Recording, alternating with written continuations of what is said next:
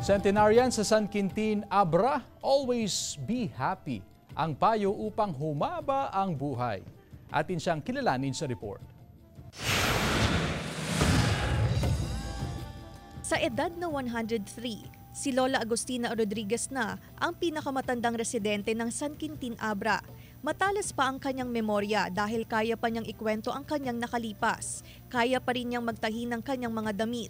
Paborito niya ang iba't ibang klase ng gulay. Ngunit ang pinakasikreto raw ni Lola ay ang pagiging masayahin sa buhay, umiwas sa anumang stress at palaging magdasal sa Panginoon. Always be happy. I always pray to God to help me so that I will live more years. So that I can see my grandchildren and their studies. Byuda na si Lola matapos mamatay ang kanyang mister na isang US war veteran, 4 na dekada nang nakalilipas. Mayroon silang 2 anak, 4 na apo at 5 apo sa tuhod.